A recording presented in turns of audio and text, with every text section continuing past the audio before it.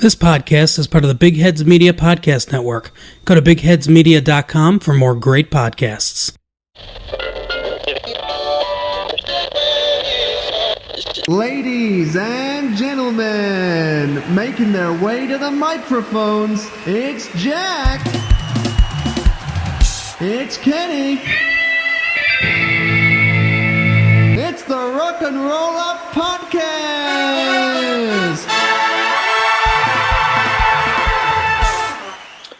Why, hello there, mates.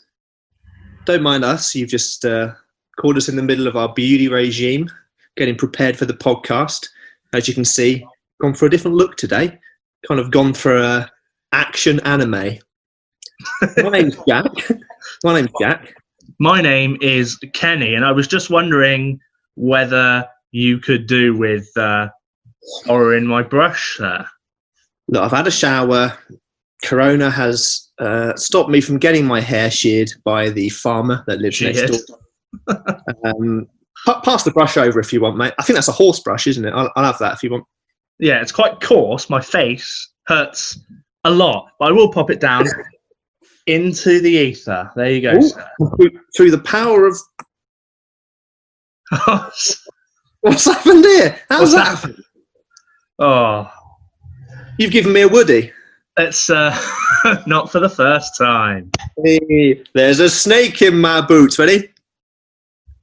That's broken. That's not working. Unbelievable. Something to do with 5D, probably, mate. That was. Yeah, that worked in rehearsal. Unbelievable. You know, good story about this. Once my brother was playing with this in the car, dropped the hat out the window on the M25. Dad parked up in a lay-by, walked down the M25, found the hat. That didn't happen. That happened. Don't call me a liar. Okay, all right. Somebody's pies in the water hole. Here we go. That's not working. That's not working again. Maybe I'll just leave him here. He can be our little mascot. He looks a little bit tanned, if I'm honest. I mean... He's been on holiday. Yeah. Yeah. What's wrong? What of it? Don't like a tan? Have you ever faked tan? Is that a knockoff Woody? Is that an inclusive 2020 Woody? Don't type in knockoff Woody online. You might come up with some strange things. Yeah, his skin's dark. Official. This is official. Yeah.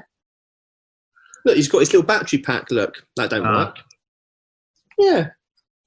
Holster, no gun, safety. He's good, isn't he? Anyway, what are we doing today, mate? Well, we've got a different look for a different episode type, haven't we? For a special. Completely different, completely brand spanking new episode. Version. Give Woody a spank. He loves it. Oh, I've given myself another Woody. Oh, that's not going well in the algorithm. I'll pop him down. There. There he is. It's a brand new episode type. It's called Simply the Best. What is What is simply the best? Come on.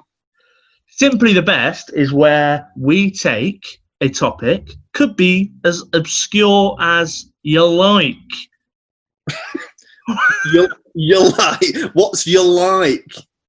It'd be a score as obscure as you like and as obscure as we like. It may be as obscure as you like, but is it as obscure as I like? But this week, it's not obscure. It's quite a mainstream topic. I think we might have butchered the intro. Simply the Best. This week, we'll mostly be eating cover songs. That's right. Simply the Best cover songs. It's a new episode type. Simply the Best, where we talk about the best of something. Don't worry, we've got all the usual episodes. You got your regulars, you got your megaphones where we're spitting some fire, controversial opinions. Fire. Don't know what happened there. Spitting some fire. We've got the 21st Century Breakdown. We'll talk about the best songs of the last 20 years. We are. But also, we're going to complicate things further by introducing a new episode type. Yeah. Simply the Best, where we talk about the best of something. And the best part is we agree. We have to agree at the end on a final best of today's musical covers, cover songs. Run for the covers. Cover me up. All cover songs. We've got to agree on the best. There'll be some ups and downs on the way, but we have to agree on one final Rock and Roll Up podcast endorsed best cover ever. That's how we do it. Jack's hair's different. I'm feeling different. Let's go. It's going to be a great one, this, all right? Let's have a bloody good time. All right, mate? Let's have a bloody good time. Woody, what do you think? That's offensive. Woody's cancelled. Cancel Woody. Unbelievable. So, let's begin with some let's go deep. What makes a good cover song? Well, what is a cover song, Jack? For anyone who is a dumbass. I mean, I don't know. I don't know what a cover song. A cover song is a song that existed, and then someone who is not its originator plays the song and sings the song, sometimes the same, sometimes differently, and it's nice and good and fun. Now, we're not talking about live lounge or covers we've seen live. We're talking about recorded and released cover versions of a majority of these are hits. You get the occasional one that we've thrown in there, but popular artists that have performed great songs in their own interpretive style. Yeah, we don't want to hear about Jimmy's country and western band that does a cover of "Hit Me Baby One More Time" down the local. Jimmy. We need old Jimmy. Oh, you can never trust a Jim. And like Jack said, live lounge is all very good. There are a couple. I have a very, very few live lounge suggestions, but they won't be considered for the best cover ever. They need to be major releases. So, first of all, what makes a good cover? What do we think? Well, for me, I think it's something that's faithful to the original version. So in that, I mean, it's not a completely different interpretation, covering "Hit Me Baby One More Time," but in German as a spoken word. Probably isn't a cover song, you know what I mean? No, but that is actually going to be on my next show. So thanks for spoiling that. Sorry, mate. I'm branching out on my own. It's the Rock and Un. Don't pretend you can speak German. It's the Das Rock Un. I've been watching Dark on Netflix. I've been listening to a lot of German. Yeah, and you've retained none of it. No. It's a faithful interpretation of the song. With the original melody, arrangement wise, can be quite different. You can slow it down, you can speed it up. I like a bit of musicality in there. All right, throw a solo in where there wasn't a solo. Why not? You know what I mean? I like it to be different, but I also like it to be faithful to the original, if that makes any sense. Yeah, I'm thinking it's not an imitation. No. It's not a it shouldn't be seen as a replacement.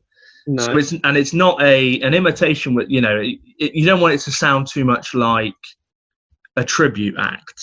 It's not singing another male tenor who tributes. Yeah, there's loads of tribute albums that it is exactly the same song but just by a different band, and it's like, that's still cool. But I think we've probably as a collective gone for stuff that's it's changed it up a little bit, but it still retains its kind of originality. I also quite like covers to be sung well. That might just be a personal preference, but to be performed well, is something that is quite important to me. Anything else you want a cover to be? Are we thinking? Do you view it as the more added, the better? Not necessarily the better, but if it's a good cover and it's added. And it's a very different style compared to one that's maybe the same style but also good. Perhaps that one is. I think so. For me, I like added depth to a cover. If it is an acoustic song, but they've done it as a full band. I do like what used to be a sparse arrangement, perhaps to be a much fuller sound. I think just from liking a lot of live music and like you being in rock and metal bands for a long time, I'm used to a lot of sound and it's loud and it's quite in depth and it's quite technical. So, I don't want that to obscure the great song underneath. But I do like a nice fuller sound to a cover. But there's lots of different types of covers, of course. What types of covers are there? Come on. Well, so when we were doing the research for this, you start seeing the same sort of story being told through covers, and especially covers that have got popular. You've got songs like, say, Nothing Compares to You was one that I came across, which would be a song that was never particularly famous, written by Prince, given away by the fact that it's written as Nothing Compares the number 2 and then the letter U, which Prince uses all the time in his... Why did he do that? It's strange, isn't it? He did a lot of stuff that... Why did he do it? Yeah, he was a strange boy. He was a strange boy. Heaven forbid, I don't know how he used to spell his postcode, but, terrifying. You think that that was a song released by Prince, but not really known now as by a Prince song at all. It's a Sinead O'Connor song. Well, that's an example of an artist who's taken a song and has completely made it their own, and is actually, a lot of people probably don't know that's a Prince song, but they're not quite as educated as you and I, so we'll let them off. Well, yeah, Woody? And don't chuck your hat at me. Pop down the motorway for that, mate. Dad? So you've got that kind of cover. You've also got covers that are like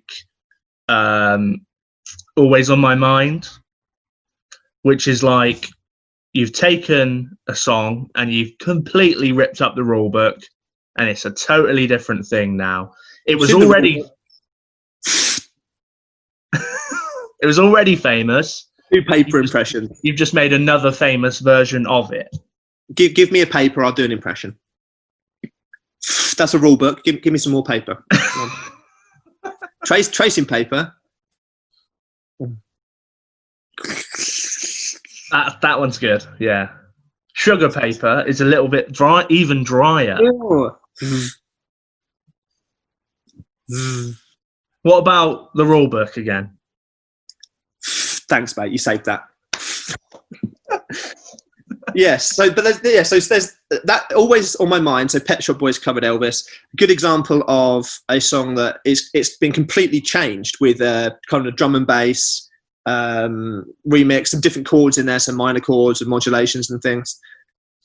Still holds the original within it, but it's kind of changed it a little bit. So that's another example. Some song covers, they make a song famous. That's an example of a song that ended up being Christmas #1, I believe. It did very, very well.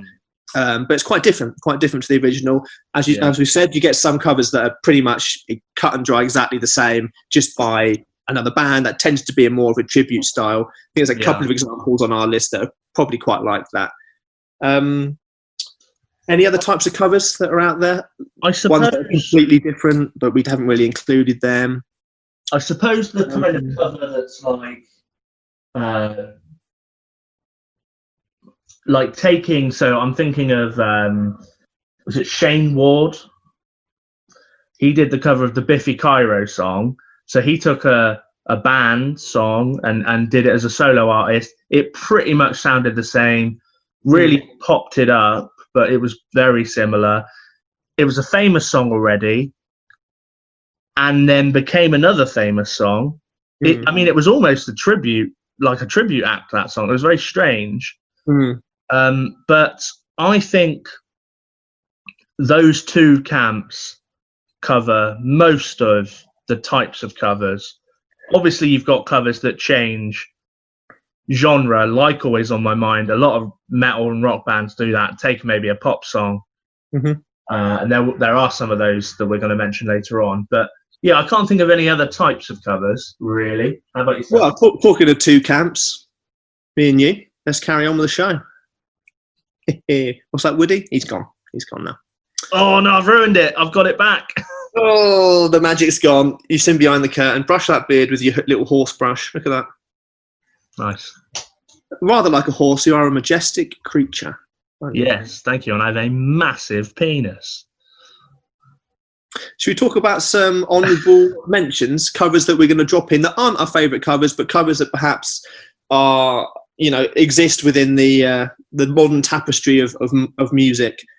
Covers that a lot of people are going to know. Well, I think, when you take on the idea of an episode title of Simply the Best and then decide covers, there's quite a lot. There's quite a lot.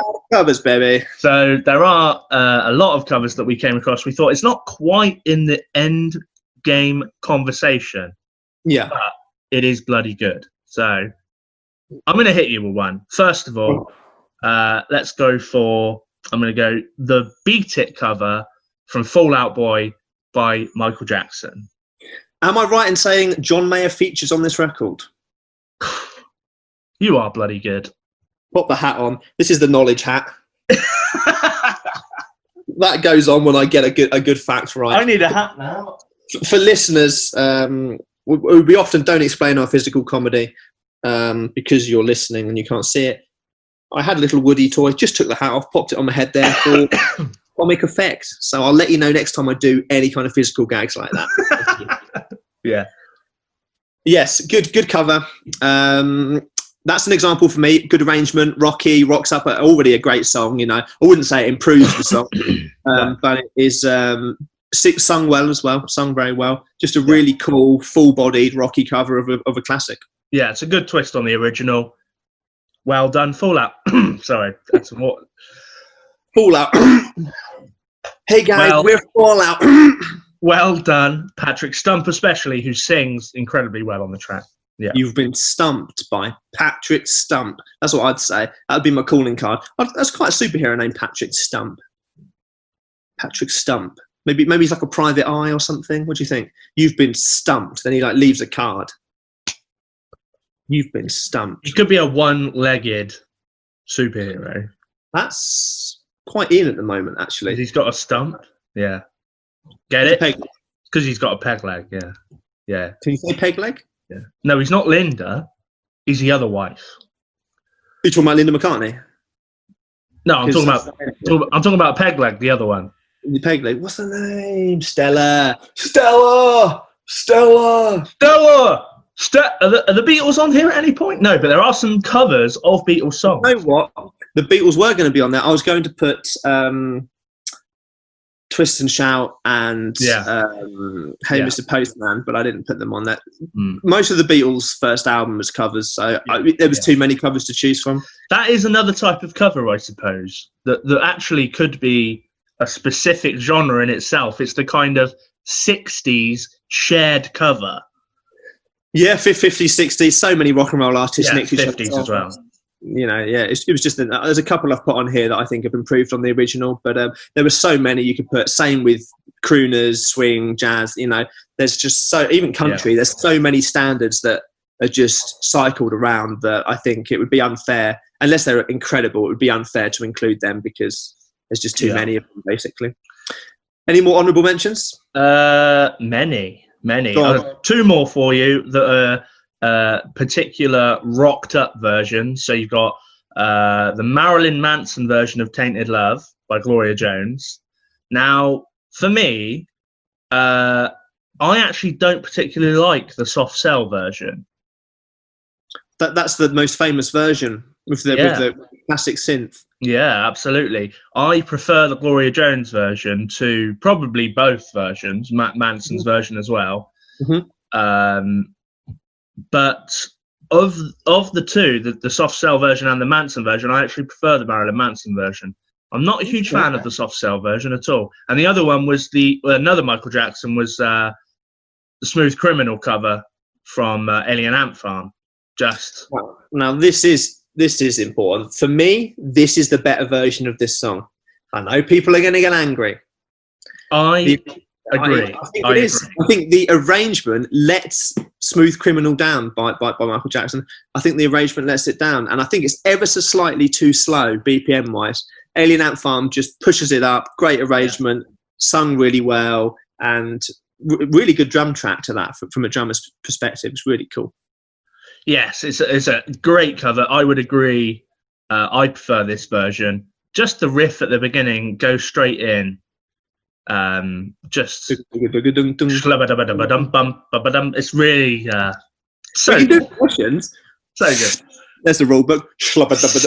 Oh, I'm playing the bass. very small bass you got there. Yeah, it's tiny. Yeah. Any comments on Tainted Love? Do you like the soft cell version?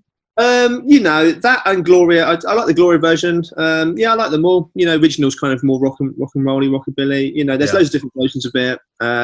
Soft Cell is a version that is close to my heart because I love the 80s and it's on every playlist, every CD, every club night. It's on the radio every day. That's the most famous version of the song. I can take or leave Marilyn Manson because I think he's fine, but I don't think he really improves his covers necessarily. He just kind of takes them in a different direction. Yeah, someone who's done a few. So Personal Jesus, again, an 80s classic. Yeah. And Sweet Dreams. Yeah, again, another 80s classic. He sort of nicks a lot from the 80s, doesn't he? Old Marilyn, which is surprising. But yes, no, I like it. Shall I lay a few honourables on your door? Yeah, go on.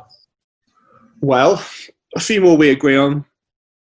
I think we'd be remiss if we didn't mention Jeff Buckley's Hallelujah. The haunting cover of a Leonard Cohen classic.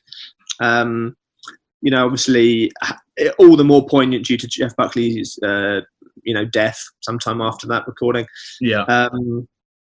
It's one of those songs where everybody knows it. Okay, it's arguably overplayed, but I think his version has become probably kind of a posthumous hit for him, really. Probably because of his death. It's the better version, I think, quite obviously. I don't know if I had heard the Leonard Cohen version that much.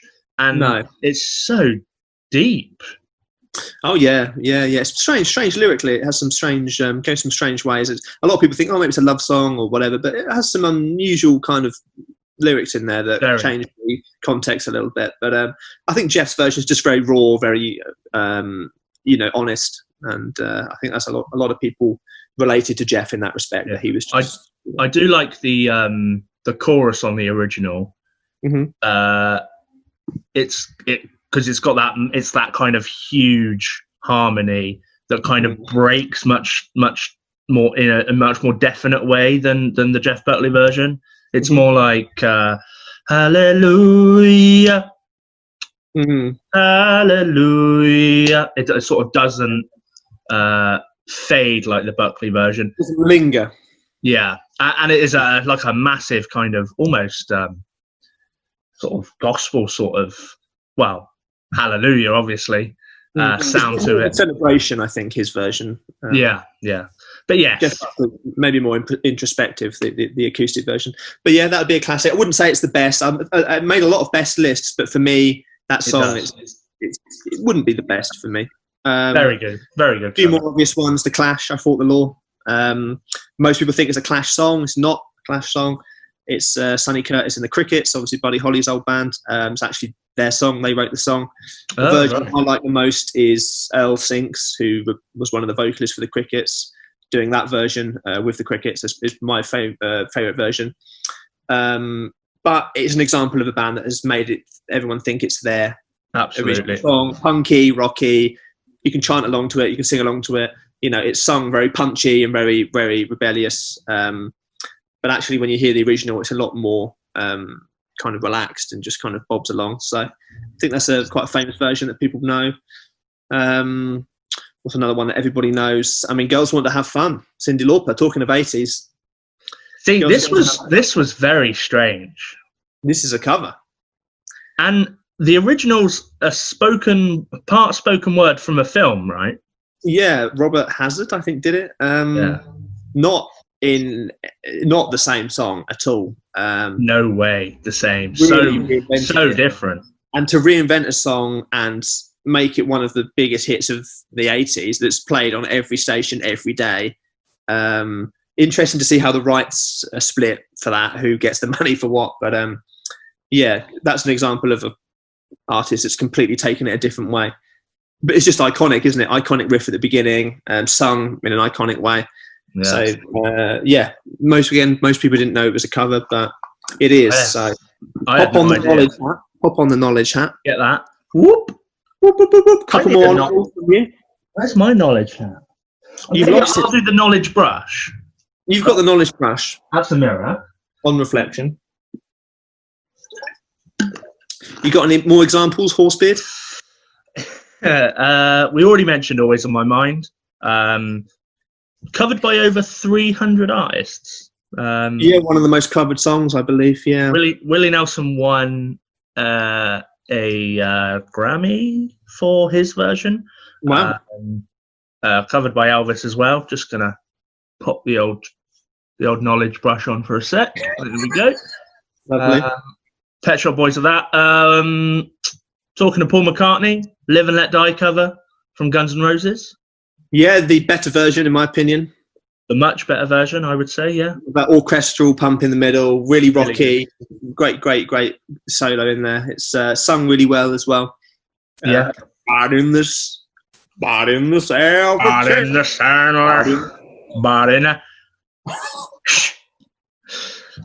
Axel, call me. He won't. He hates everyone and everything. Yeah.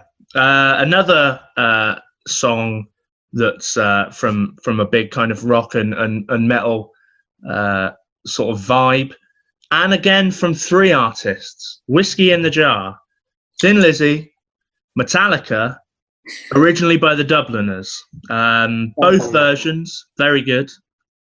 Thin Lizzy is better by a long way for me. Phil Lynot's voice is just way nicer than James Hetfield's voice. It's a lot easier to listen to, isn't it? Whiskey in the Jarro. Whiskey in the Jarro. Wah. Wah. Wah. Used to play along to that back in the day. I think that found its way onto an air guitar album, the Whiskey in the Jar Metallica version. So I heard that version probably before all the other versions, but much prefer the other versions. Yeah. Yeah, I mean, the Metallica version's really good. Really good. Yeah. The Thin Lizzy version is the definitive version for me. I love that. It's so good when they play it live. They do on the recording. I think it's solo guitar at the beginning, but live I think it's dual guitar that play the do do do do do. Love that. Really, really good cover. Cool cover. What else have I got here? Just smash a few off. Killing Me Softly, Fugees. Hate that song. Always hated it. What? Rubbish. You just don't like the film About a Boy because... Well, it's okay. I like it when he throws the bread at the duck and kills it. That's funny. That is funny, yeah. No, well, it's fine. It's fine. It's not the best Fuji song. It's fine. No, you're wrong. See that knowledge bunch? Shove it up your box, mate. Throw it away. One that I considered for one of my favourites, but then as I discovered more and more and more, had to take it down to honourable mentions. Higher Ground, Red Hot Chili Peppers cover of Stevie Wonder. Mm-hmm. For me, the better version. The slap bass intro, love it. I love this song. You love a slap bass, didn't you? Slap of the bass. Why don't you do your little bass impression you did earlier? What's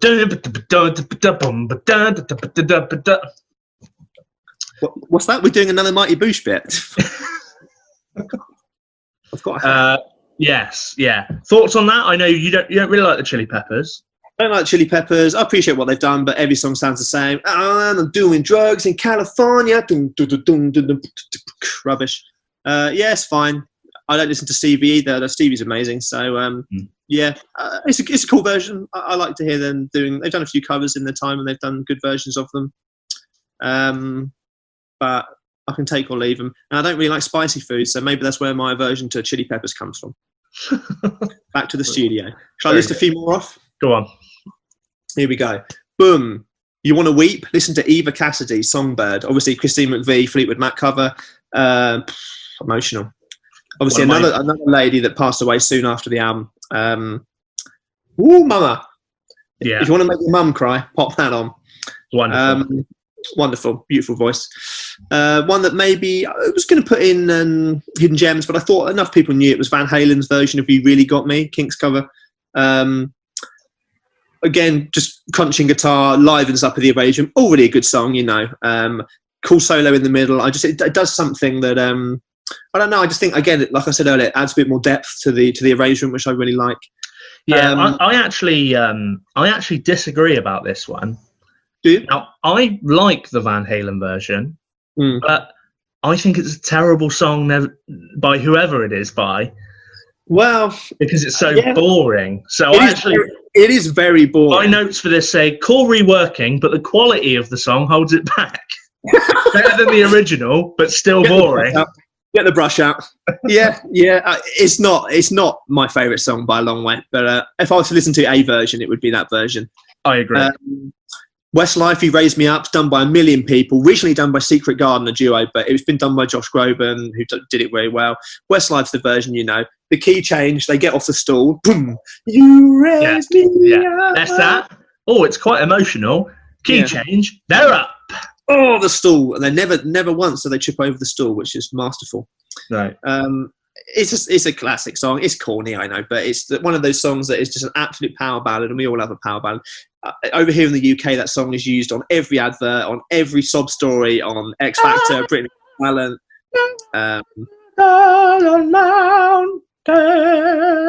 Everyone sings it, but including me. You love it. It's your shower song. But a classic song. Again, not a lot of people know it's a cover, so I thought I'd include it. One that's close to our hearts, Caravan of Love by the House Martins. Now, I wanted to talk about these two. Go on. So, Caravan of Love, and I wanted to talk about Only You. Just the fact that they're both a cappella versions, the Flying Pickets version. Yes. Now, I forgot these were covers, and when you sent over your notes and we were discussing this, I actually had these as two of the best covers of all time. Yeah. And we're in the end conversation. These covers are fantastic. They're beautiful. Yeah. Acapella beauty. They rearranged it for voices. As something the House Martins did a lot. They weren't necessarily an acapella band, the House Martins, but they did quite a few versions of different songs and originals acapella. And Flying Pickets were an acapella group here over in the UK. They were actors. Yes, actors, musicians, and theatre people in there. That Only You was a cover of Yazoo's kind of 80s hit. I believe that went to Christmas number one. Yes, it did. And Caravan of Love is for some reason, I don't know why, when I was researching this, I thought that members of the House Martins were in the Flying Pickets and that the songs were connected. You've made that up. I've made it up. But in the end, there is a connection. Go on. Caravan of Love is the second ever a cappella number one in the UK pop charts, behind Only You. They both went to number one. They're the first two a cappella songs to be number one in the UK. I've got my brush. Get your bloody brush out. I'm putting the hat on as well. And also Caravan of Love, the original is very cool. Very, very cool. Yeah, it's Jasper Isley, so one half of the Isley brothers who did many other songs like Twist and Shout and things. Yeah, very different. A lot more kind of chilled and kind of reggae and it's like a sort of disco-y. Yeah, it's cool. Didn't know it. No, very different. But yeah, just beautifully arranged. Really, sort of a choral. Sounds like something you sing in church. To be honest, it's very good. But yeah, beautifully arranged song. And indeed, with Only You by the Flying Pickets, took a song that was very synth based. Although it was a relatively stripped back arrangement with Alison Moyet. They just took a song, and there's just something about a group of people singing that it's just kind of moving. You know what I mean? It's just kind of moving. Yeah. So yeah, and no wonder they both did very well around Christmas time. Yeah. I've only got one more, which I will mention, which is the Michael Bublé cover of Feeling Good by Nina Simone, which is brilliant, absolutely brilliant.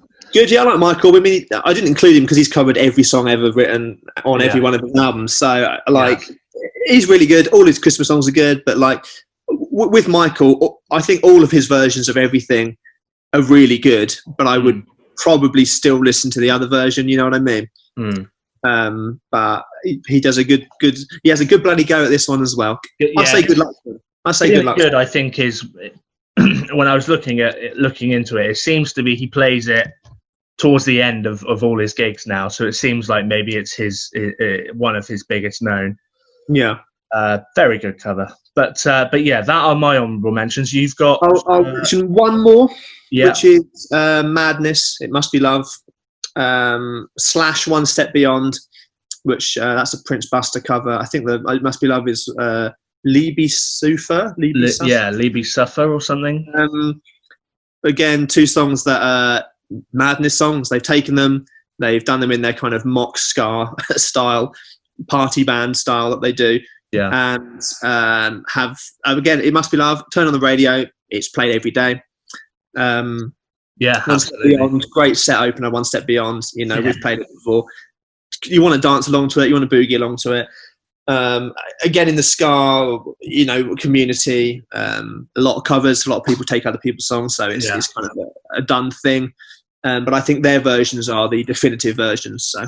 Yeah, what I like about those covers, and also covers like the ones by Bublé or tracks that Sinatra did that then Bublé did, is that you listen to the Prince Buster version, it's the recording quality by today's standard is so bad. Yeah, that's another big thing, is recording quality. Yeah. Huge. And if it's a very old song, then it's just really nice to have a modern recording of those songs. So like take Sinatra, it's great to have Bublé doing old crooning songs because you have a version that's crisp, and this is very much the same. They're both quite poorly recorded songs. So it's it's good we have the Madness versions. Just brilliant songs.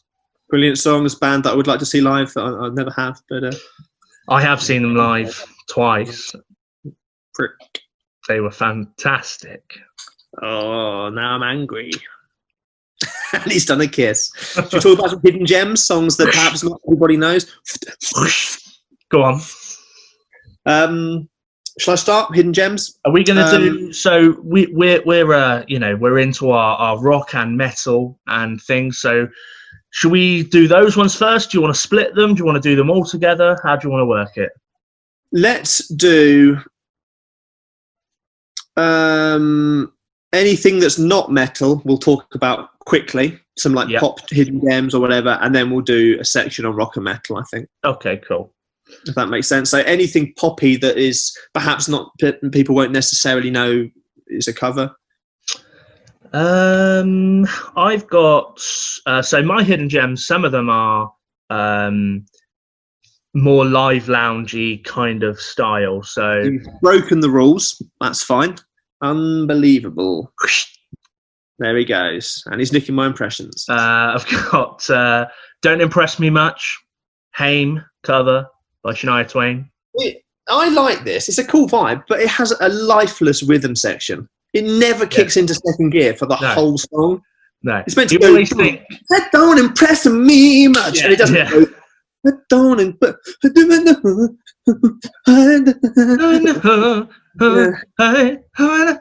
It stays at that kind of chill level, which is cool.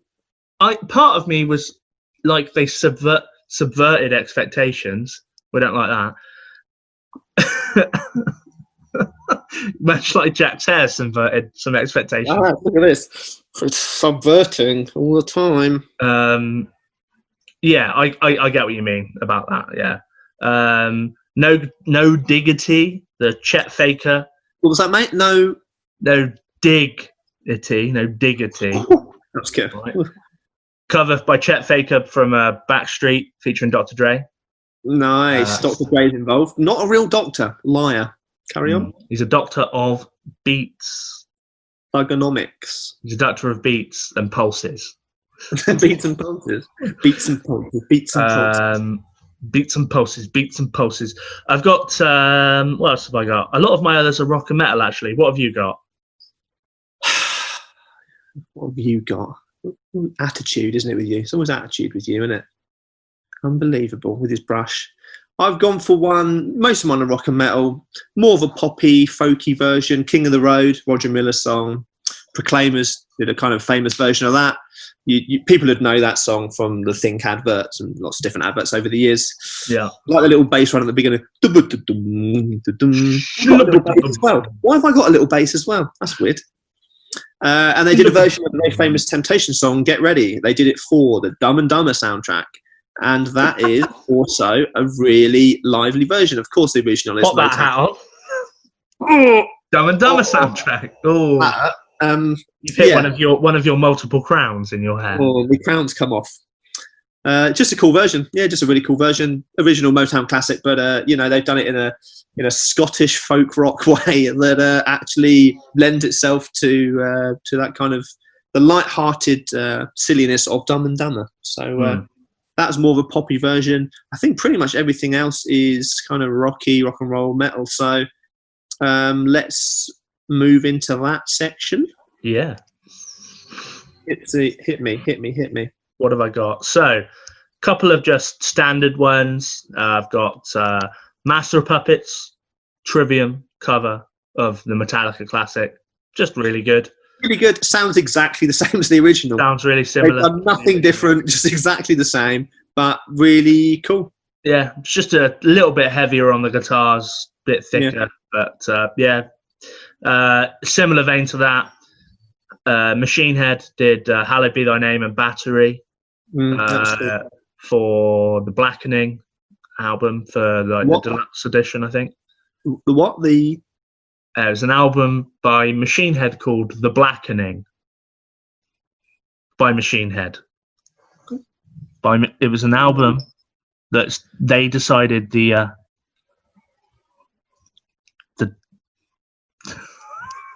Woody's made an appearance. Unbelievable. What else have I got? One cover that I love is the Deftones cover of Simple Man by Lynyrd Skynyrd. Is that because you're a simple man? We have fun. He's nodding his head at me in disapproval. Nodding? Shaking? Oh, yeah. I don't deserve the hat. I don't deserve the hat. I've never liked Deftones. I've always found them notoriously boring, and this song is another example of that. It's a really good cover, but has absolutely no depth to it at all. I've never found a Deftones album. It's always like they've gone, see the treble, turn that off, don't need that. Yeah. It's always sort of like, why does it sound like I'm underwater when I'm listening to a Deftones? It really does sound like that. I don't understand. I know that's their kind of thing, the dirge of Deftones. But dirge. It's cool. It's a cool cover. I like a Lynyrd Skynyrd cover. Yeah. Rock and metal, what have you got? Hit me with some. Oh, lots of different ones. Lacuna Coil did a great version of Enjoy the Silence, Depeche Mode cover. Works beautifully. It's a gothic rock song. That is good, yeah. Just... All you ever wanted, all you ever needed. Yeah, just lends itself beautifully. Depeche are very dark and kind of, industrial in their sounds, and it just lends itself very well to metal. Yeah. Band close to my heart that I've mentioned many times, Sonata Arctica, did a great cover of World in My Eyes, which is another Depeche Mode hit. Bit more of a complex arrangement, still a lot of synth in there, sung really well, some nice harmonies. Always been a big Depeche fan, so there's been many covers over the years of their songs. Johnny Cash, no less, did Personal Jesus, So, and obviously we mentioned Marilyn Manson, people like that. So they are very well respected. All I ever needed. Yeah. One that perhaps people won't know. Talking of silence, mate. Talking of silence. I'm trying to enjoy it. Okay. Yeah. Go on. Radiohead. He's miming it. Radiohead are okay. Sometimes they're annoying. The Darkness covered their song Street Spirit, brackets, fade out, close brackets. A song that I introduced you to several days ago. It's basically Iron Maiden's take on Street Spirit, which is kind of a slow kind of song originally. It basically takes a band that I'm not that keen on and brings it into the 21st century with some rocking riffs. And it just chugs along beautifully. It's really, really cool. I'd not heard it. Justin Hawkins' falsetto is it wails in the chorus.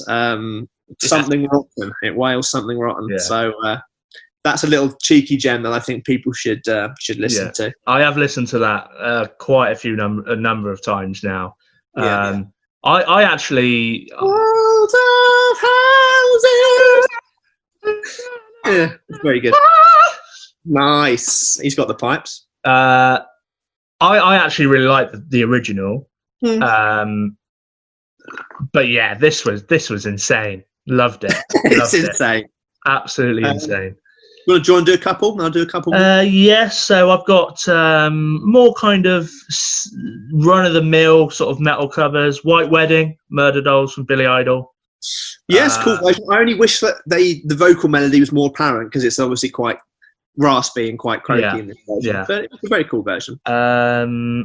Saturday Night's Right for Fighting, the Wasp cover of the Elton John songs, really good. Cool. Nice hi-hat, like 32 note, 16th note hi-hat patterns, and that's really cool. Really nice. One that was really cool is so Cancer Bats do a cover of Sabotage by the Beastie Boys, which is quite heavy, quite punky, very cool. Quite messy. Yeah, it's quite kind of feels live, doesn't it, that version? Yeah. But they also do they do a tour called Bat Sabbath. They did a Black Sabbath cover and then turned into this kind of other band called, instead of Cancer Bats, Bat Sabbath. And then did a whole album. And I've actually seen Bat Sabbath. And then they played an encore of a Cancer Bats song. And that was the only Cancer Bats song they played. It's the inception of Cancer Bats. I went to uni with someone that was in a band called Sack Blabberth. And I just think that's brilliant. Sam, if you're out there, he doesn't listen. The Sabotage cover and then loads of Sabbath covers from them, which is really, really good. That is my rock and metal. Some hidden gems that I'll throw in very quickly. Slaves do a cover of Shut Down by Skepta, which is a really good punk. Shut Down. Shut Down. Shlamana Shut Down. Which is really cool. Denzel Curry, another hip hop artist, does Bulls on Parade cover, which for Triple J, which is kind of like Live Lounge. Sounds like the original again. Just very cool, raspy, good arrangement. He does add in he adds in a rapping verse. It's a freestyle, isn't it? But it's only like four or five bars, maybe 6. Another one that's good, Wicked Game by Chris Isaac, covered by him. By who? It's him over there. Him? He's in the corner. He's in the corner. Woody. There he is. What a wicked thing to do. There he is. Love that song, the original. Beautiful song, haunting song, very sexually charged video. Basically, people having sex on the beach, which is now a cocktail inspired by Chris Isaac. But yeah, him. Talking of a sexy man, Vilvallo. Vilvallo. Hello, I'm a witch man. Hello, Vil. Oh yeah, I'm a kind of goth Swedish. I'm an androgynous man. Hello. Who Kerrang were just obsessed with throughout the 2000s. I never really liked him at all. This is the best him song by far. You never liked him, as in him, Vil, or him, the band? Him, the band, or him, Vil? Both. Hate them both. Talking to Chris Isaac, he did a good cover of Only the Lonely by Roy Orbison and sings it like the angelic man that he is. Beautiful arrangement. Again, very similar to the arrangement. Acoustic, nice little kind of cocktail kit in the background. That's like one of his idols, so he does a lot of kind of rock and roll tributes, but someone that's often overlooked. I remember you saying that your dad said Chris Isaac was the best gig he'd ever been to. It was. He did say that. And at the end, he walked off the stage, walked directly through the crowd and went to the bar. Yes, but like complete silence. That is cool, man. The coolest man ever. Yeah, I think he said that he just went on. He didn't fuck about, no messing, just played for like 2 hours and then buggered off. Just solidly fantastic live. Yeah. And if you do want to book us, we are available at rockandrollupodcast@gmail.com. We can do a Chris Isaac tribute should you need that in your life. Is Kryzak. That's what we go under when we do that. Amazing guy. In that kind of rock and roll vein, Baseballs, that kind of 3 Elvises in a room got together and did several cover albums of loads of cover albums. Umbrella by Rihanna, Bleeding Love by Leona Lewis, many songs, and they're all. One of my personal favourites is Hot and Cold, the Katy Perry song. Covered in a really, it's just like you're in a 50s diner, you know. I just think they've kind of done the postmodern jukebox thing of kind of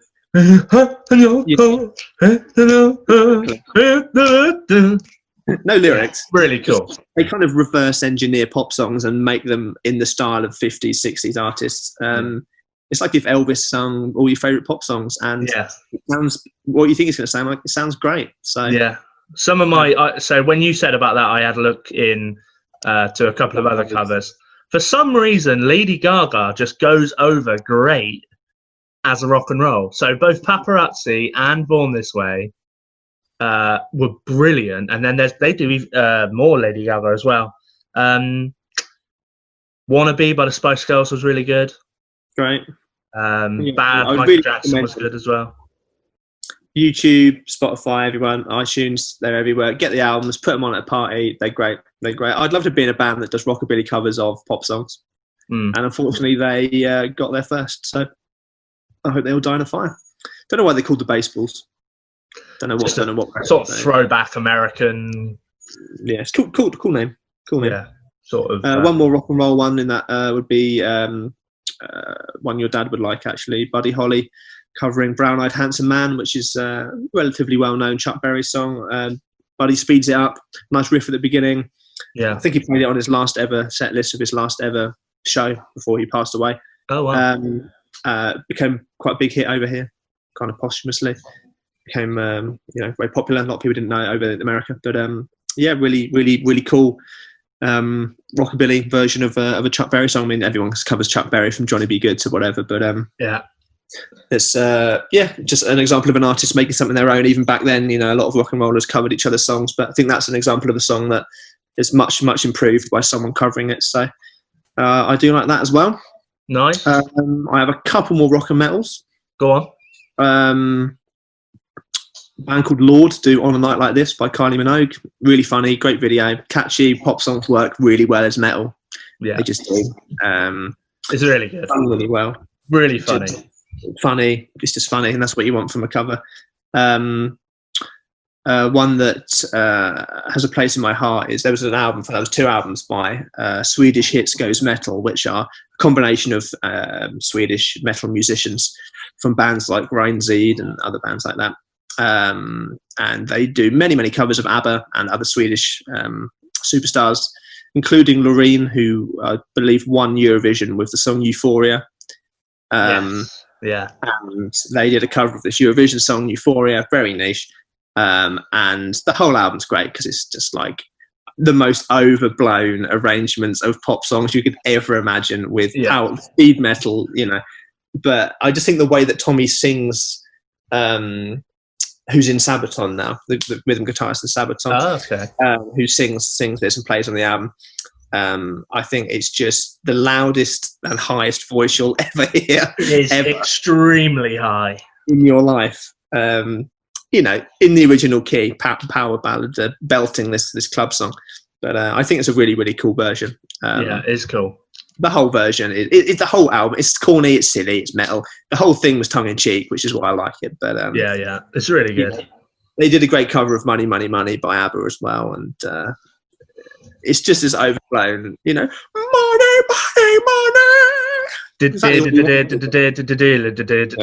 It'll be exactly what you want it to be. Yeah. Two more speed metal ones. Dragon Force. They obviously they love speeding everything up. They did Johnny Cash cover "Ring of Fire," which it works really well. It sounds exactly like what you think it's going to sound like. Obviously, they butcher everything because it's far too fast, but you can't deny that it does sound like a Dragon Force song. And on their last album, they did "My Heart Will Go On." Obviously, the Celine Dion Titanic cover, which again, it already sounds like a power metal song you'd sing flying a dragon. And it really does. They do it exactly how 200 BPM, solos, drums are too fast, wailing vocals. That's Dragon Force in a nutshell. So, well, this is probably Dragon Force in a nutshell. Help! Just Herman Lee, just. And one more, Turissas, the Viking metal band, doing a cover of Boney M's Rasputin. That was hilarious. Very random, great disco metal track that has a really fun drum track. And with some like accordions and some traditional sort of Finnish instruments in there. Yeah. It's the cover you never knew you needed, but it did get some kind of mainstream play for a while. People were like, oh my God, this band has covered this crazy song. It's just really funny. This pirate band. Yeah. It's just really funny. They all dress up in red face paint. That's what you need. That's what you need when you get home from work. Stick the Rasputin on. I guess that is another type of cover, is the kind of tongue-in-cheek, almost comedy, taking a cover and doing it in a style that's taking it to the nth degree of speed metal and going, okay, how ridiculous can we make this sound? Yeah, how much is too much, and then we do more much than that. Yeah, for sort of comedic effect. So there are some hilarious, especially speed metal, pirate metal, Viking metal covers of loads of songs. Yeah, that one's very good. So, I think that brings me to the end of my rock and metal. Yes, we've celebrated the good songs, but I think it would be naughty. We'd get letters of complaint if we didn't mention some terrible cover songs before we reveal our favourite ever. I think there are there more bad covers than good covers? No, I don't think so. Yeah, I think so. Most of the bad covers there's not that many mainstream bad covers of songs, I would argue. No, maybe not. You look at a list of the 50 worst covers, there's 25, 30 on there. I think, well, I've never heard that ever. I don't know that version. There was only really 5 or 6 that I could pick out over some time and think these are genuinely terrible covers. A lot of lists put things in, I think, well, that's not a terrible cover. It's like, it's fine, So I went combed through a few lists, combed through my back catalogue and thought, well, what really is a terrible cover? And luckily we agree on a lot of them, which is great. Let's save the 2 worst before we decide the absolute worst. Give me some then. Give me some terrible cover songs and why they're terrible. So I am going to put forward first, and this is a cover that people loved, and it is The Sound of Silence by Disturbed, cover of Simon and Garfunkel. Now, darkness, my old friend. Darkness, my old friend. It only came out, 3 years ago? Could hark to you again. It was. So the original, Simon and Garfunkel, the original recording is way too fast, in my opinion. The live versions are much, much better. The original is like, hello, darkness, my old friend. Dun, dun, dun, dun, come to talk with me again. It's a little bit too quick. They slow it down live. Mm-hmm. And it's kind of got this haunting, melancholy melody of the two of them singing together with the harmony. Beautiful. This kind of very kind of sad, beautiful track. And Disturbed, one of the best songs ever written, probably. Yes, probably, especially for an acoustic song. And sort of Disturbed take that and they dial it up to 11 and then get a second dial, pop that on there, and then dial that up, and then turn it into this like overly dramatic, fist-clenching orchestral ballad. Well, why don't you just turn it up to 10? Just make 10 the loudest. Yeah, but this one goes to 11. This one goes to like 22. Yeah, 28, 20, 30. Let's max out of 40. Let's max out of 40. It goes too far. It literally is one of the most disgusting things I've ever heard in my life. It's like when he goes like what's the bit where he goes where it starts getting like really, it's something about a neon. Is it, to the neon got that price? It sounds like fucking Pavarotti. It's absolutely happy you said he sounds like Pavarotti. It's absolutely just taking up the small time kind of very sad, beautiful, nuanced track and turning it into this power ballad, bro. You've got. Have you still got your notes for the quote that you sent me of what you're going to say about it? Yeah. Go on. What did I say to you when I? This was so I listened to it and wrote notes whilst I did it, and this was go on. You said the sound of silence by Disturbed takes all the nuance, haunting melody, and melancholy of the original and turns it into a brash, over-dramatic, fist-clenching orchestral ballad that makes me want to be sick and pick up my vomit and shove it into my ears. Which is akin to listening to that cover. Now, let me come in here, Sonny Jim, and say, why the hate, man? Why all the hate, man? It crescendos, it builds, it has way more depth. He sings it well. He received an email from Paul Simon, who endorsed the cover, saying, really powerful performance on Conan. First time I'd seen you do it live. Nice, thanks. End quote. Paul Simon liked the cover. Are you telling me... What does Paul Simon know?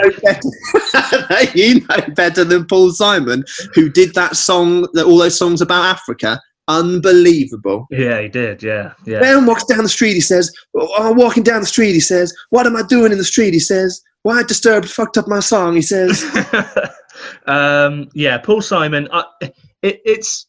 The thing is with that song is very impressive. The vocal performance is very impressive. Yeah. And if it was a song that they had written, it would be, oh, okay, cool, that's a cool ballad. Yeah. But it isn't.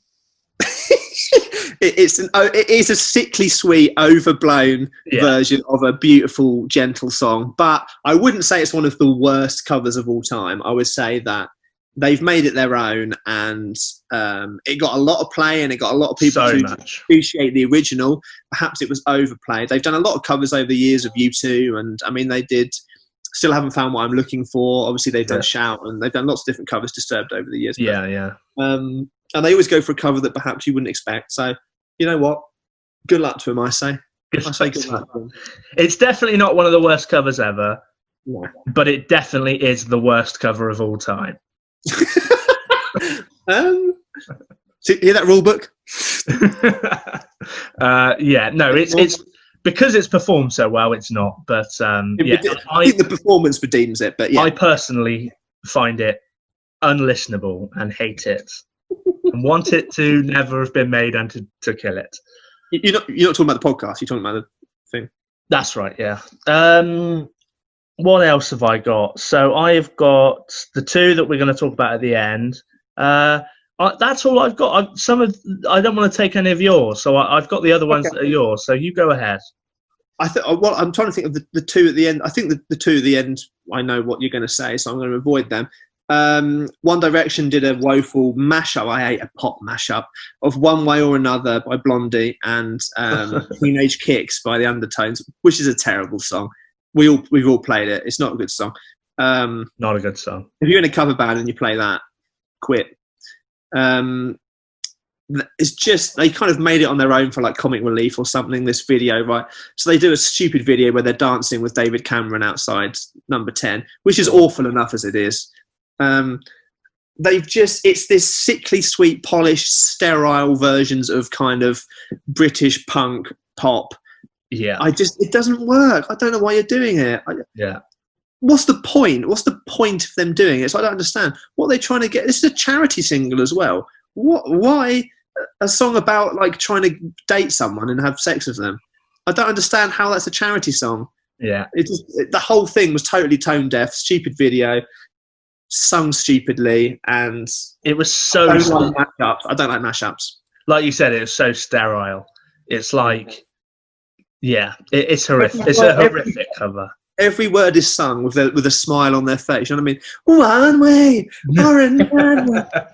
I just think, I want to knock him out now. It's terrible. It's terrible. Turns out they're all really like nice guys now, but at the time, embarrassment. Let's talk about Pat Boone a second.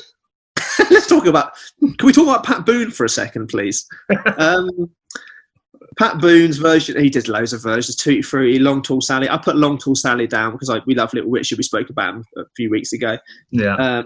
It is basically the white guy singing black music to middle class white people in America. That was Pat Boone's job in the 50s. Yeah. He was given songs that black artists wrote and performed, and they wouldn't be played if they were a black artist on the station. So Pat Boone would sing them. And when I say sing them, he would sort of talk them like a professor. And again, sterile, like super posh. His phrasing was off. It was so bad. He couldn't sing fast. This is for basically every version. Now, subsequently, over the years, he's become self-aware.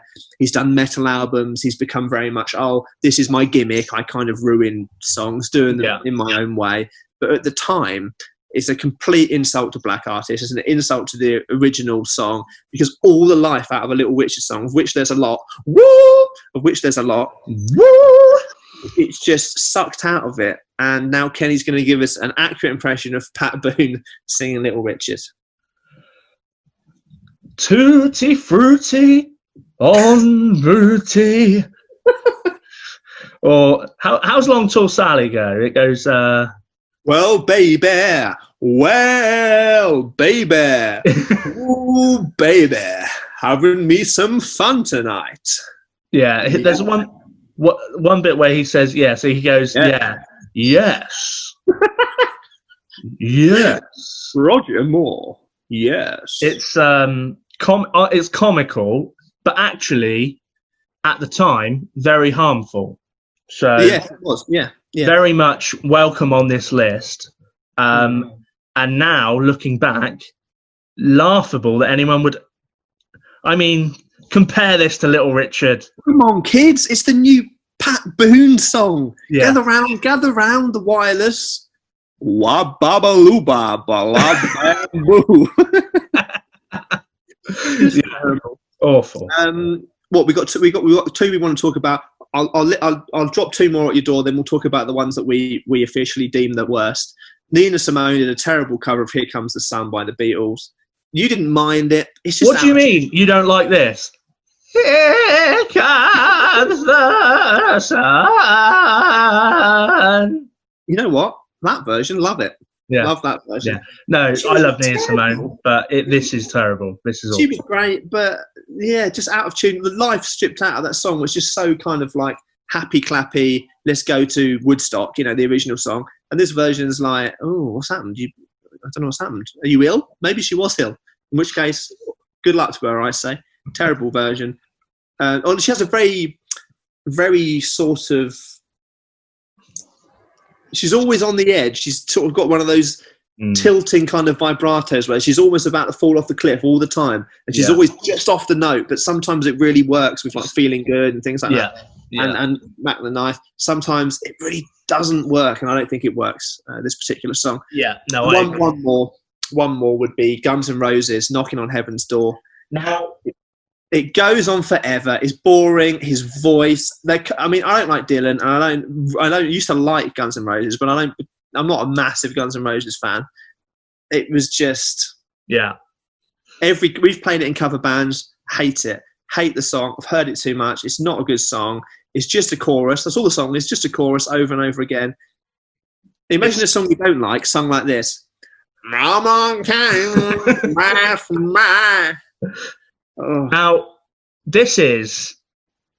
Let me stop you. This is the worst cover. This is the best. This is the best version of a frankly awful song. Thank you.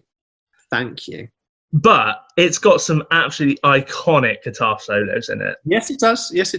But I did write down, this was a very particular, wrote this down. It's 5 minutes and 36 seconds of 3 fucking chords. We've heard them play this. We saw them play this at Download, I think. Yeah. It's just too long. It goes on and on. Take this down, cut it to 3 minutes, have Slash do some solos for 45 seconds. You know what? Intro, verse, chorus, middle eight, double chorus. See you later. It's gonna be embarrassing if that is actually the actual layout. But it's so slow that it still lasts for nearly 6 minutes. And the bit where he goes, hi, yeah, like a horn. It's awful, isn't it?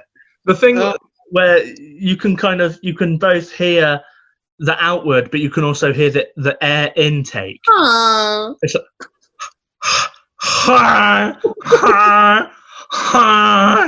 sounds like a donkey. Is that the new jingle klaxon? It's terrible. Yeah, hate that.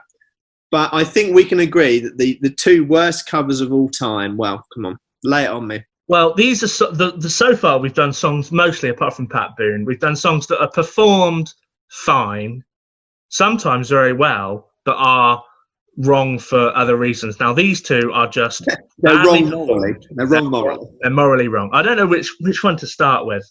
Let's start with Madonna. Madonna does a Don McLean cover of American Pie. Again, one of the best songs ever written, although another song that goes on too long. Single edit, there's an argument. Single edit, album edit, whoop, whoop, whoop. You decide. Yeah. Answers on the postcard. It is one of the worst songs I've ever heard in my life. Well, it's an insult. It's an insult. I mean, Buddy is turning in his grave. You know, all the songs, the beauty of the songs, it's about the death of these rock and roll icons, the death of the West. You know, there's some amazing analysis videos that we've both seen on it. You know, what it really means. It talks about everything. You know, the history of man is in this song. And then Madonna did it. And then it went all rubbish and poppy and synthy, and it sucked the juice out of it, didn't it? It squeezed all the juice out of the lemon. It's got like this electro sort of beat. It kind of sounds like a sort of 90s teen drama soundtrack. Yeah. Yeah. Did you write the this week on American Pie High? Yeah. Basically, it would suit the American Pie soundtrack.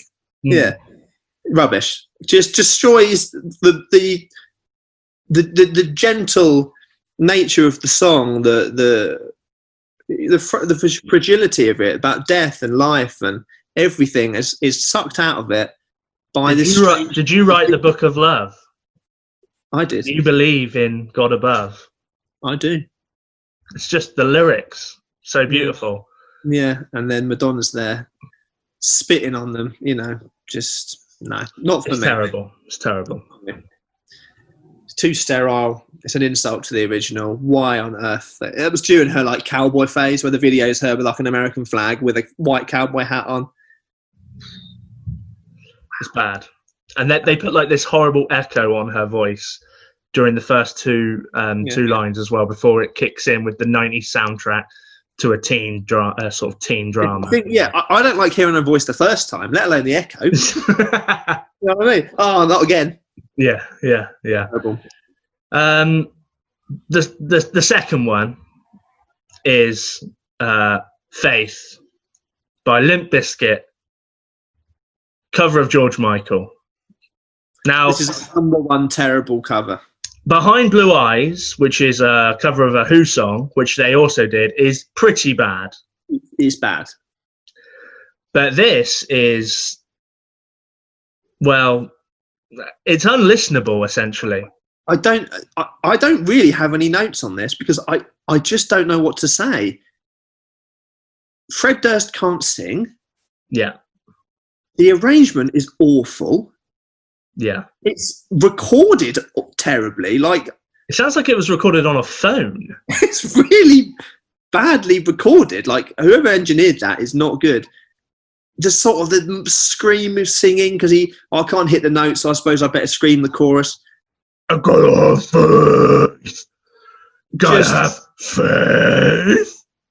Awful. A kind of a camp, kind of fun pop song that, you know, George was very on the nose with those kind of songs. It was groovy, it was fun, it was a perfect club song. You know, he was kind of making fun of himself in the video wearing the leather jacket and looking kind of cool, like he's come out of Happy Days. You know, really fun song that has a really positive message and you know, why on earth Limp Bizkit went, that's the song for me. Yeah. That's the one for me, that. I just don't understand who in their management okayed this. I just don't understand it. I don't understand. No. Like at the beginning, when he was like, "Oh, I could sing it like this," like, "I guess it could be nice if I could touch somebody." Oh, that's Bob Dylan, I think. Yeah, one of the worst recordings of anything I've ever heard. But let me lay this at your door. Go on. American Pie, the Don McLean version, is one of the greatest songs ever.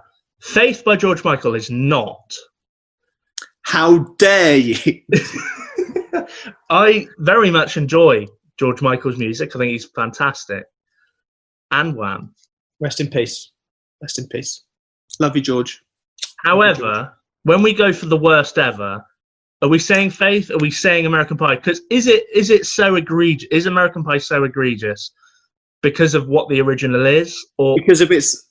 I think because of American Pie's cultural, musical, and historical influence, and the inspiration the song that was the song of a generation that inspired and discussed tragedy in the music world. That a bad version of that has a much deeper impact than a bad version of just a fun George Michael song. So I think we can agree that Madonna American Pie is Rock and Roll Up's worst cover of all time. But this isn't worstsongsever.com, is it? This is simply the best. So let's take those blues, throw them away down the M25. Dad can get them later. And let's talk about the best covers of all time. And this is a short list. It's quite short. It's quite short. Lay it on me, sir. Okay, get my first. Out of your mouth. Oh. Take that. You've got a backwards baseball cap. Get Faith out. Get America. I mean, Faith. Oh, it's Faith. I hate that. I can't not stop thinking about it. Right. I know. Let me move on. Nice. Right. The best covers of all time to wrap things up.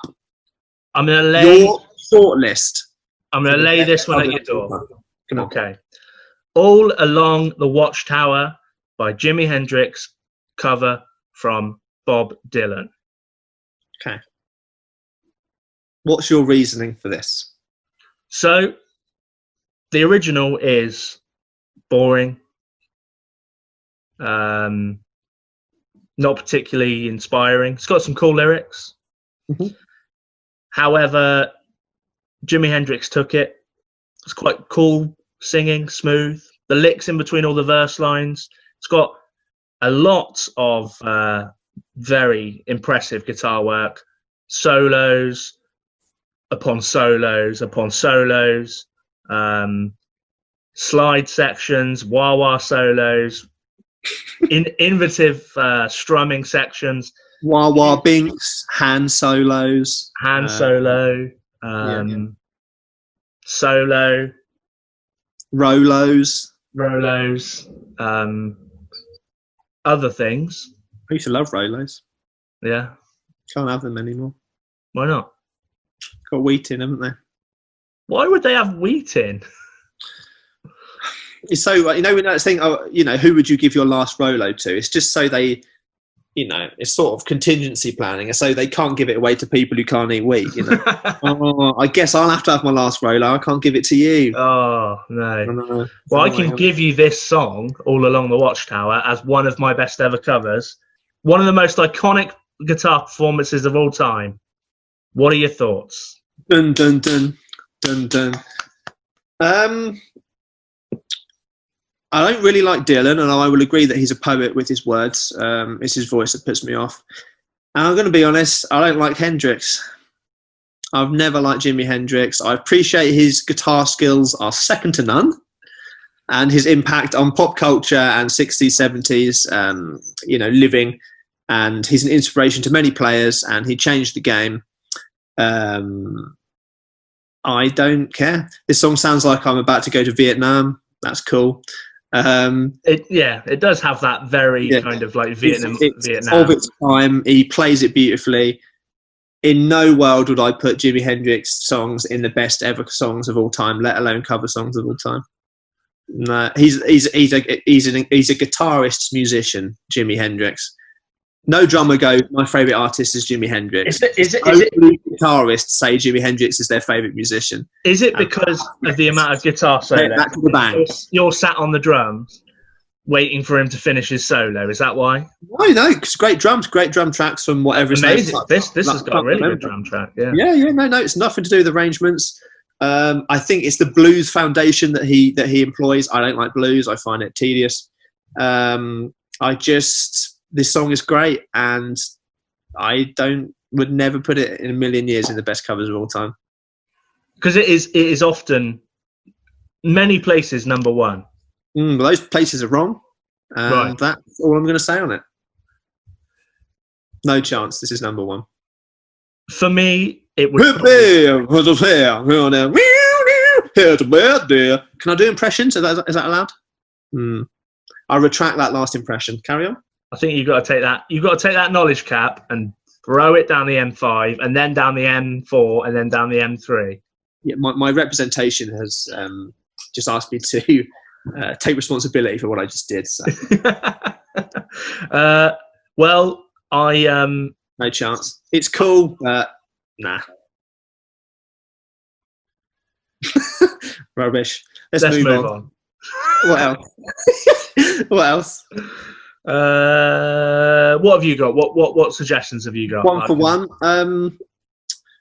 Yeah, okay. So one for one.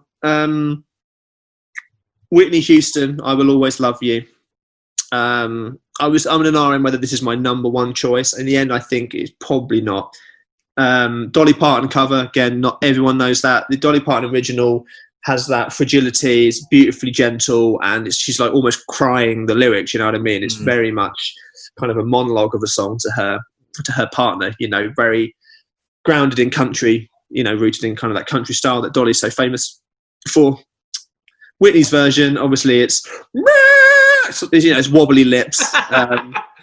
She's got the lip tremble on, of course.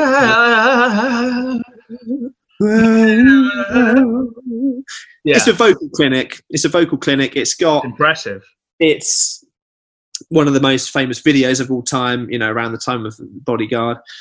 It's on every song. It's on every advert. It's on everything. It's one of those songs that's just infected pop culture. It's everybody knows the song, no matter how old you are, how young you are. And her version is basically the ultimate power ballad. And I would say that the Dolly version is a beautiful country song, but the Whitney Houston version is like the ultimate power ballad. What probably means it's not number one is the fact that it is so riffy and warbly, and that perhaps it does overshadow her performance. Perhaps overshadows the beauty of the lyrics and the story of the song. Yeah, I would agree that when I hadn't heard the Dolly Parton version when you put this down, and I listened to it, and I thought, isn't it refreshing? Ironic that it's the original. Refreshing to hear those lyrics sung where you can really feel the emotion, and where you're not sat there going, "Bloody hell, Whitney Houston can sing." Exactly. It's just her version is just very loud. It's incredibly loud. I think Dolly doesn't elongate the notes as much. There's not as much riffing, although Dolly has a phenomenal voice on her own. But her version is just a lot more personal, I think. But it's very close to the top just because of the song's importance and the fact that it is so well known. Whitney's version is just so much more well known than Dolly's ever will be. I think that would come close to being the best. Yeah. It's certainly an important song in pop culture. Okay, what have I got next? Let's go for another controversial opinion that you will totally disagree with, I imagine. Feeling Good. Muse. Cover of Nina Simone. Dun. Dun. Nah, Dun. nah. Na. Builds up like the original. The second verse has got to be the best use of that speaker radio voice ever. In any song ever. Matt Bellamy loves that.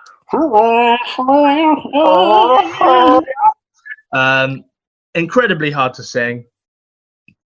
Matt, Maybe for you, mate. If you've got these kind of pipes, it's not a problem. But he goes incredibly high towards the end, which is very cool. I think it's very an inventive cover. It's very grandiose, and it's just very well performed. And I think very Muse.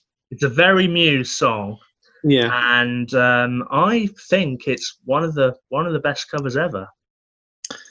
But then you never hear it, really, do you? I think it was in a soundtrack to a film, but you never hear that version. It's a cool arrangement. His voice gets a bit annoying; he's a bit warbly, but it's cool. It's a cool arrangement. The strings, and there's a lot to it. Obviously, he's a great player, so some great guitar work in there. It's.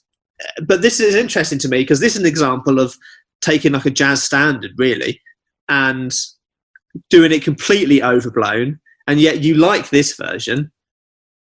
Well, yeah, I suppose he's taken something that's so gentle, and he's just gone. I'm going to sing this sort of mock opera, and put it through a weird kind of phaser. It's very cool. It's a very cool version. And also spoke about the Bublé version earlier. So it's a song that's been covered a few times. Is it very well? Your love for this song puts it in the final? Not necessarily that Muse's version of this song is one of the best versions of a cover of all time. It's possibly that. I personally love this song. But yes, it's maybe an honourable mention for the best ones. But it is I think an incredible cover. Yes. Yeah. And that's it. That's all I'm saying. I'm going to go for another one because I think I've got a few more than you. Go on. I Want to Be Yours, the Arctic Monkeys. Oh, that's nice, mate. Well, we can talk about it after the show. What? Oh, sorry, mate. I'm already yours and you are mine. Always. Arctic Monkeys cover of a John Cooper Clarke poem that then turned into a song which was absolutely awful. The song that John Cooper Clarke did sounds terrible. Some really, really cool lyrics. The cover's so cool. It's probably one of their best songs, and the lyrics are all like about I want to be your lecky meter. It's all about kind of like comparing your love to just household products and things like that. I want to be your Dettol bleach. I want you to put me down the toilet. I want to be your toast in the toaster. Genius lyrics like that. Just like that. Yeah. Just like that. Just like that. Just like that. It's a very good cover. Yeah. I want to be your radiator. I want you to keep me warm at night. Stuff like that. Stuff just like that. Thank you. I'm a songwriter. Did you know I got a degree in songwriting? Have you? But yet you don't like All Along the Watchtower. How interesting. Yeah, well, not really a songwriter's song, that is it? More of a self-indulgent guitarist song. Should we move on to a couple of ones that, to be honest, I've put in that I don't think they're the best, but I put in because of their impact on music. Would be Blue Suede Shoes, because Carl Perkins cover, it may have even been before him. Just an iconic rock and roll song that really broke Elvis, obviously. The other version is kind of similar, more countrified. I think that that probably falls in the category of, well, everybody covered everybody at the time, so it probably can't count. But I just think that's one of those songs that when it really breaks someone like that, and it's a cover, I thought it was worth mentioning, at least on Honourable, if not maybe one of the best. The song is a cool song, but it's a rock and roll song. It doesn't really do anything that many other songs don't. But I think just the kind of the stop and start with the snare, dun dun dun dun dun dun. It's really it really cemented the way that he would dance and the way that Elvis would perform on stage, was performing this kind of song. So, kind of brave to kind of go all in on a cover like that early in your career. I put in "You'll Never Walk Alone," Jerry and the Pacemakers, actually a song from a musical, a song from Carousel. I didn't know that. A song that's beautifully done by them, Liverpudlian band, contemporaries of the Beatles at the time. And obviously it's become the anthem for footy fans across the world, obviously for Liverpool fans especially. That's why it's obviously being Liverpudlian. And this beautifully uplifting, positive song, It really is. It's lovely. It's sung by other teams as well, I think. So many. Yeah. I think, is it Celtic sing it, I think, as well. And there was a wonderful, and I think one of the German teams sing it. And there was a wonderful moment where Liverpool played a team that also sang it before their games, and that obviously the whole stadium sang it, and it was quite powerful. Well, of course, you speak fluent German, so maybe you could give us a demonstration of that. Walkenton. Walkenton. Achtung. Really good cars, something like that. Volkswagen. Mercedes. Okay. Lovely, yeah. Just a really cool cover. I thought it needed to be more than Honourable because of its impact around the world, but is it one of the best?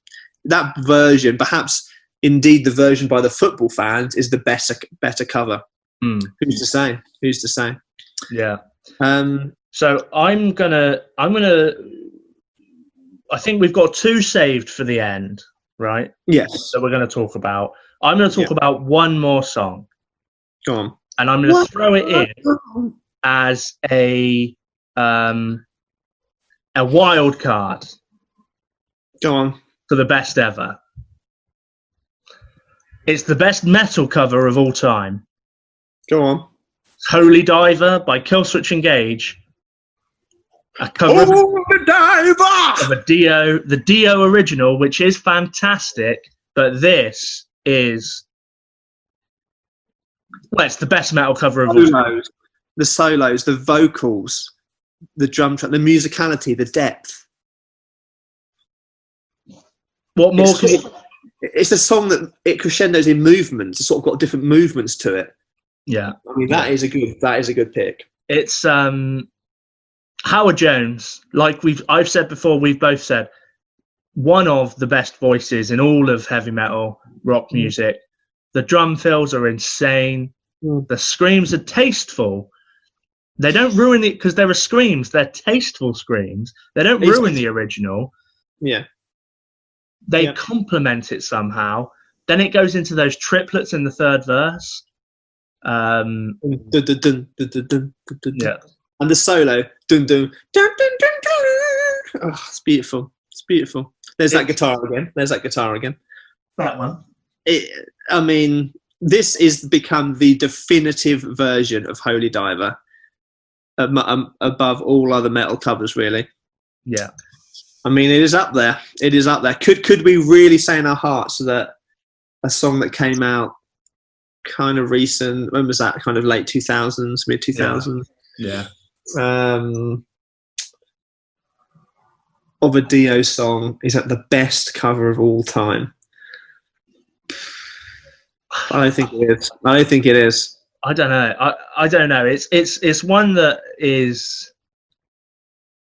It's one of my favourites. I don't know. Is it the best ever? I don't know. It might be. Am I the best ever? I don't know. I could be the best ever. I don't know. It's just, I thought I would.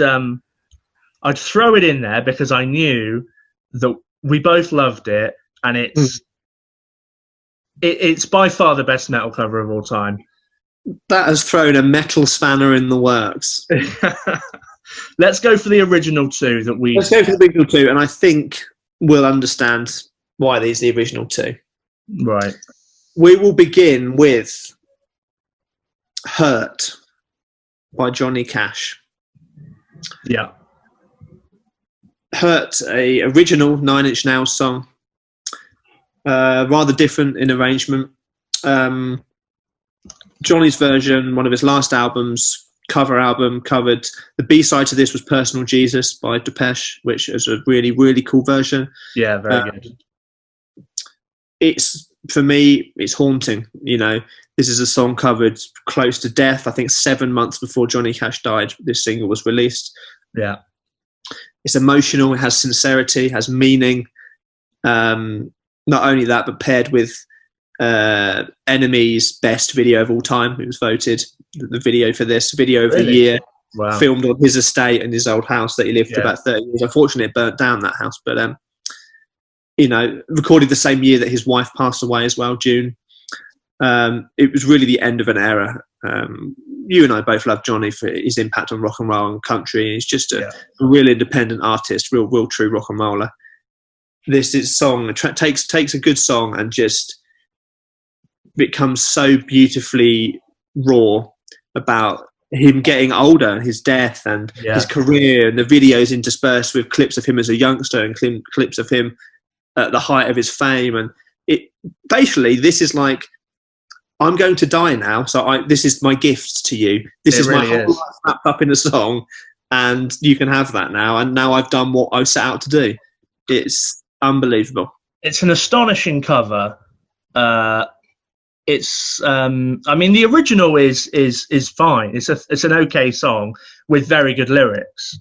But this cover is transcendent in the way that it portrays a feeling.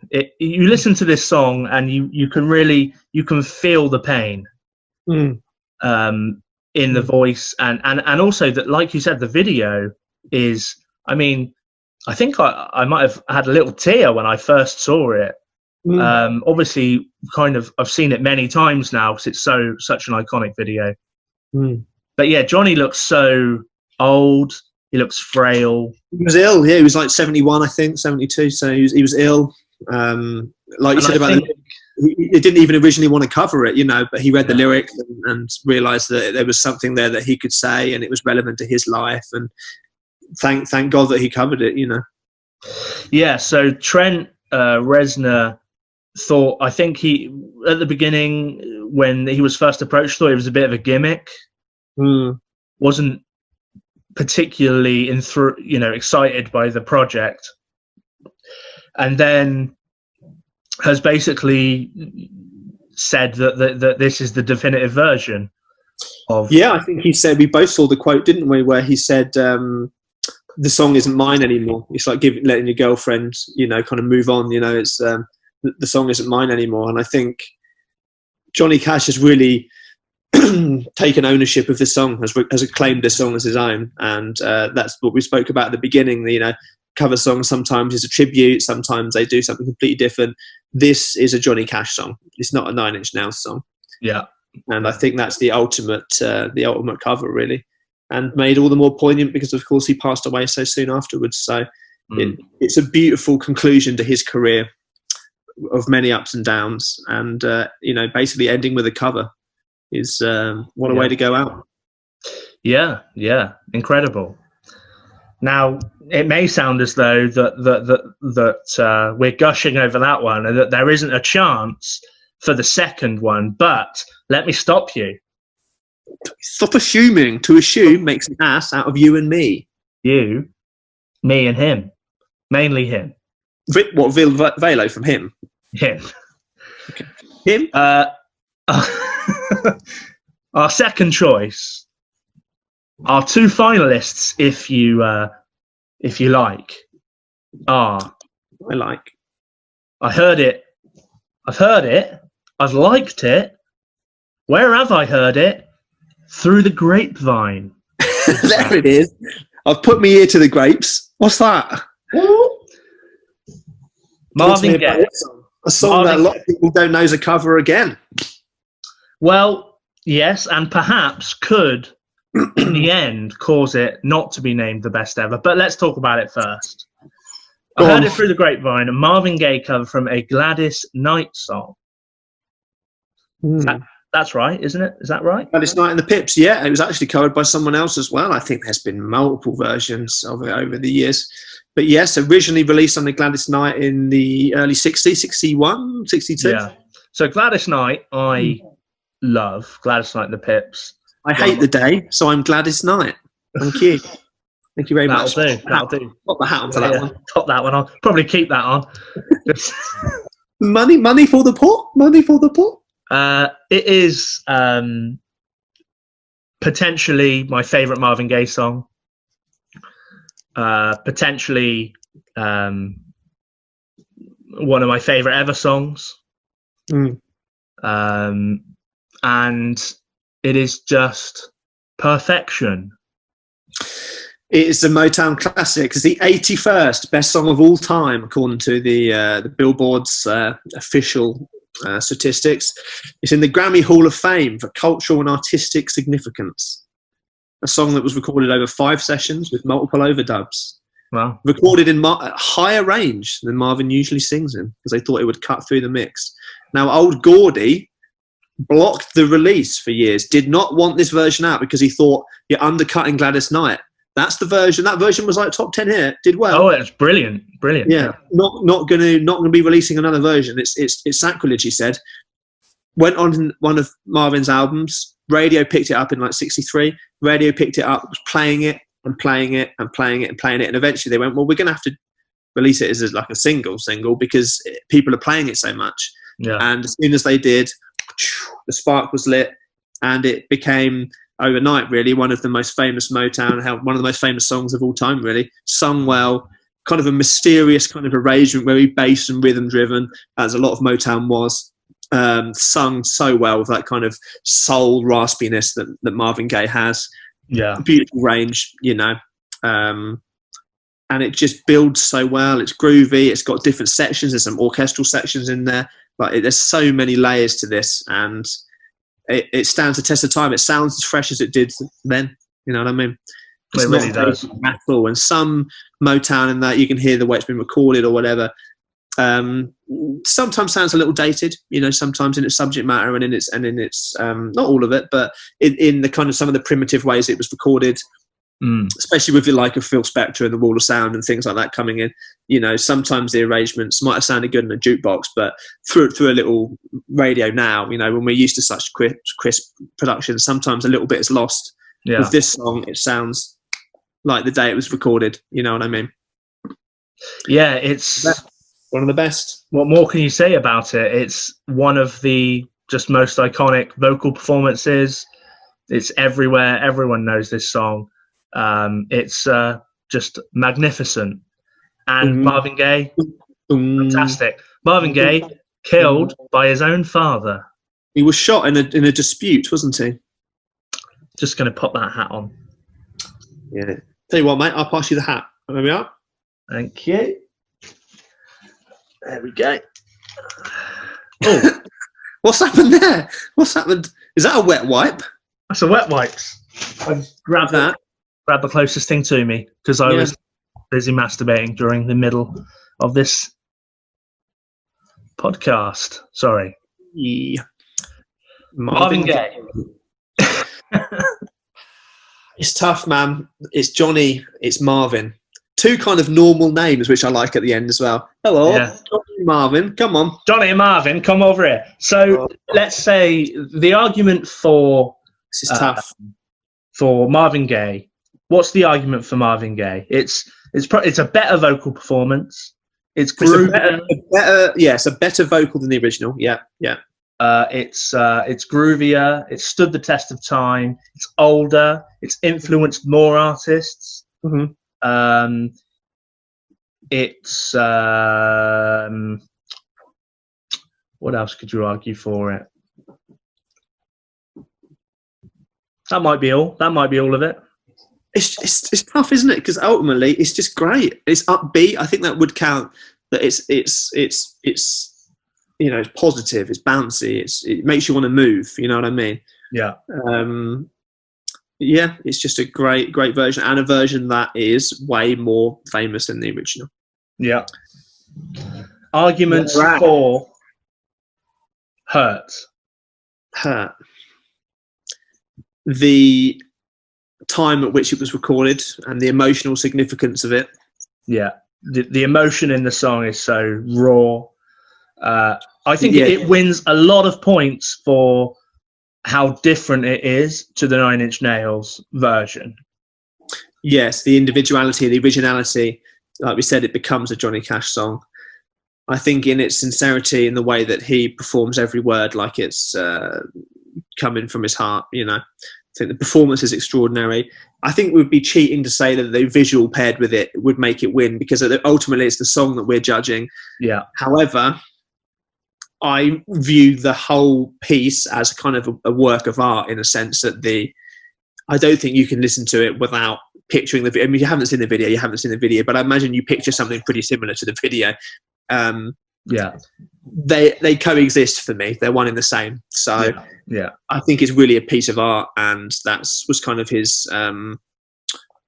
swan song. You know, I don't know if that was his last single. There may well have been another single after that, but I think for me that was the natural conclusion of his career. Yeah. Whereas like a Marvin Gaye obviously went on for many years until he got shot in the chest. Yes, by his own father.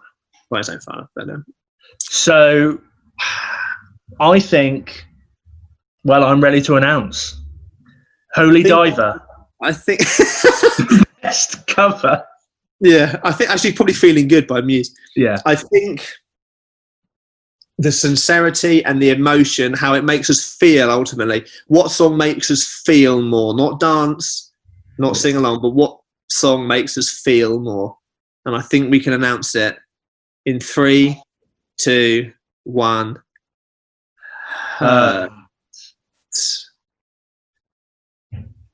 Holy Diver is the winner. All along the Watchtower. I think, yes. I think as we were researching this, there was an early front runner. I think when you think best covers all time, you go, boom, Hurt. Because it's so iconic as a cover. Yeah. And boom, Disturbed, Sound of Silence, boom. Straight away. Yeah. Then you go Pat Boone. Pat Boone. Tutti Frutti. Yeah.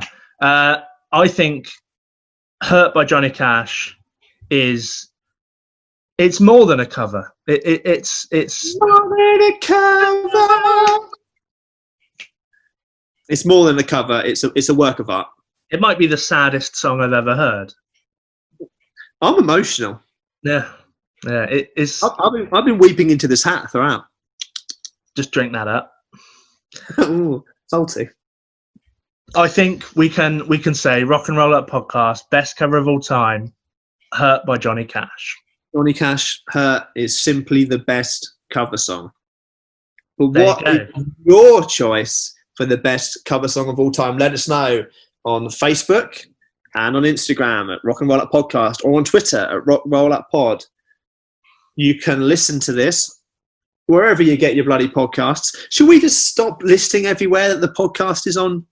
Like over a year and a half in? I don't know. You think? I think people know where it is by now. You can catch the podcast on maybe we need to reframe it. You know what I mean? Yeah. Or you can experience it. Oh, I don't know. Yeah. Maybe we just better list it. Spotify. SoundCloud. Stitcher. YouTube. BigHeadsMedia.com. Apple Podcasts. Apple iTunes is the same thing. Some people say Apple Podcasts, some people say iTunes. You can find it there. You can message us, let us know what you think is your best covers. Have you done a cover that you think you've done the best cover of all time? I mean, we've covered some songs in our time. Just to end, let's have a quick, very, very quick discussion. What's the best cover you've ever done? Is it with me? Was it any other bands? I think I know of a cover that I've done in the past, which was particularly good, and it was with you. Oh, I don't know. We've done lots of medleys over the years. The first one that springs to my mind is we did a cover of "Acceptable in the '80s" by Calvin Harris. Oh yeah, we did a funky disco rock version. I really liked that cover that we did. That was good. It's a great song. We did a good version of that. We've done a good version of some Oasis songs, some Blur songs. Just ignore Knocking on Heaven's Door. We've done Hey Joe, ignore that one. Never performed that one. No. We did a great version of Erasure's A Little Respect, where we did a piano ballad. Then we made it into a like a Ting Tings doing A Little Respect. That was kind of fun. That was fun. Yeah, that was fun. Couldn't get my microphone to stretch, so I just had to scream the backing vocals. That was good. That was a good one. Tough, man. The one that sticks in my head the most is the first cover we ever played together, which I mentioned before, which is Cigarettes and Alcohol by Oasis. Yeah. You know, it might have been the best thing we ever did. We did some Good Madness. We did lots of stuff, but that's the one that sticks in my head as, you know, as being a pivotal moment in my musical life. Cigarettes. You had both cigarettes and alcohol, and then suddenly I was there. Suddenly you were there. Yeah. There you go. Smoke. So, we love you. Yeah. We will do a little cheeky cover song at some point. That'd be nice. Drop it out in the ether. What would make a good cover that nobody's ever done? Contact us, let us know. But for now, I'm going to pop my hat back on Woody. And I'm just going to pull that string one more time.